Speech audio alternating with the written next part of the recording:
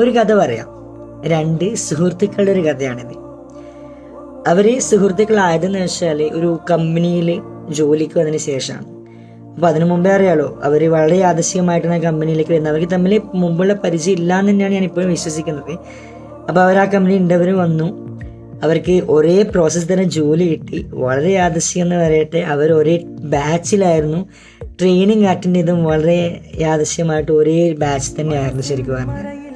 അപ്പോൾ അവർക്കിടയിൽ ആ സൗഹൃദം കുറച്ചുകൂടി ഒന്ന് ഊട്ടി ഉറപ്പിക്കാൻ വേണ്ടിയിട്ട് അവർ ഒരേ ഹോസ്റ്റലിൽ തന്നെയായിരുന്നു അവർ താമസിച്ചിരുന്നത്. അപ്പോൾ അറിയാലോ, അവർക്കിടയിൽ ഉണ്ടാകുന്ന ഫ്രണ്ട്ഷിപ്പിൻ്റെ ബോണ്ടും കാര്യങ്ങളും എത്ര പവർഫുൾ ആയിരിക്കും എന്നുള്ളത് നമുക്ക് ഊഹിക്കാവുന്നേ ഉള്ളൂ. അവർ ഉണ്ണാനായാലും ഉറങ്ങാനായാലും ജസ്റ്റ് ഓഫീസിലുണ്ടാവുന്ന ബ്രേക്ക് എടുക്കണം, ഒരു ചായ കുടിക്കണമെങ്കിൽ പോലും അവർ ഒന്നിച്ചായിരുന്നു പോയിക്കൊണ്ടിരുന്നത്. അത്രയും നല്ലൊരു സൗഹൃദം അവർക്കിടയിൽ ഉണ്ടായിട്ടുണ്ടായിരുന്നു. നമ്മൾ പറയാലോ, ഒരു ഫ്രണ്ട്ഷിപ്പിൻ്റെ എക്സ്ട്രീം എന്നൊക്കെ പറയാമല്ലോ, അങ്ങനെയൊക്കെ ആയിരുന്നു അവരുടെ ഈ ഒരു നല്ലൊരു സമയം പോയിക്കൊണ്ടിരുന്നത്.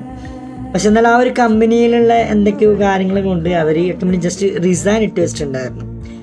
അത് ഓരോ ആൾക്കും ഓരോ കാരണങ്ങളായിരിക്കും റിസൈൻ ഇടാൻ വേണ്ടിയിട്ട്. അപ്പോൾ അതിൽ ഒരാളുടെ റിസൈൻ ഏകദേശം അപ്രൂവലായി, ഏകദേശം അവൾ ഇറങ്ങാനായി എന്നുള്ള ലെവലിലേക്ക് തന്നെ ആയി.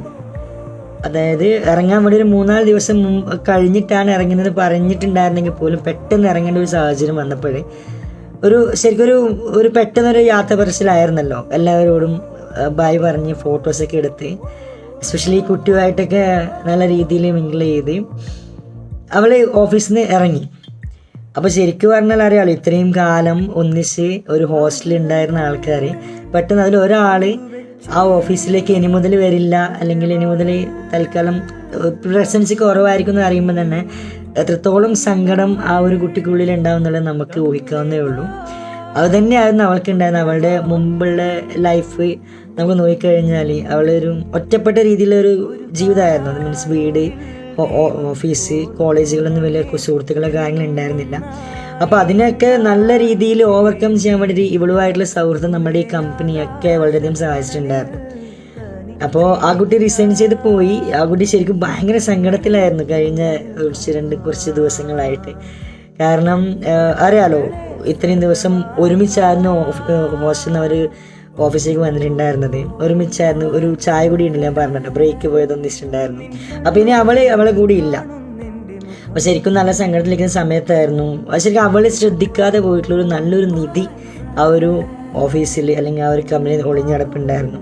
അവളുടെ ടീമിൽ തന്നെയുള്ള നല്ലൊരു കൂട്ടം സുഹൃത്തുക്കൾ, നല്ലൊരു കൂട്ടം എന്ന് വെച്ചാൽ വളരെ നല്ല കൂട്ടം സുഹൃത്തുക്കൾ അവളുടെ മുന്നിൽ ഉണ്ടായിരുന്ന കാര്യം എന്തുകൊണ്ട് അവളെ ശ്രദ്ധിച്ചിട്ടുണ്ടായിരുന്നില്ല എന്ന് വേണമെങ്കിൽ നമുക്ക് പറയാം.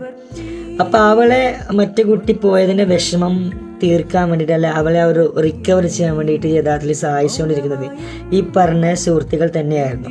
സുഹൃത്തുക്കൾ എന്ന് പറയുമ്പോൾ ഇവളുടെ ഏച്ചിയേട്ടന്മാരായിട്ടൊക്കെ വരും. കാരണം ഓഫീസിൽ അങ്ങനെ ഒരു ബ്രദർ സിസ്റ്റർ അങ്ങനെ ആയിരിക്കില്ല, ഫ്രണ്ട്ഷിപ്പ് അല്ലെങ്കിൽ കോളീഗ്സ് എന്ന രീതിയിലായിരിക്കും.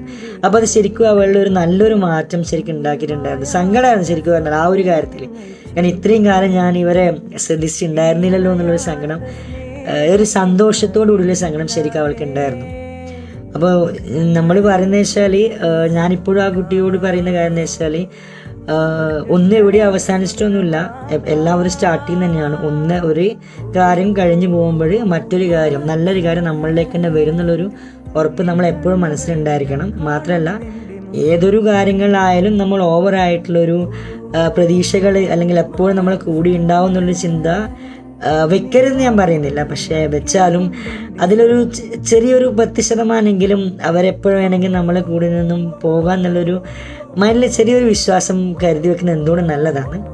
അപ്പോൾ ഇത് അനിയത്തിക്കുട്ടിക്ക് എല്ലാ രീതിയിലുള്ള ഇനിയുള്ള ദിവസങ്ങളൊക്കെ വളരെ ഹാപ്പി ആയിരിക്കട്ടെ എന്നുള്ള ഒരു നല്ലൊരു ആശംസയാണ് ശരിക്കും ഒരു വീഡിയോ ചെയ്യുന്നത്. ഞാൻ നിർത്തുകയാണ്. Thank you.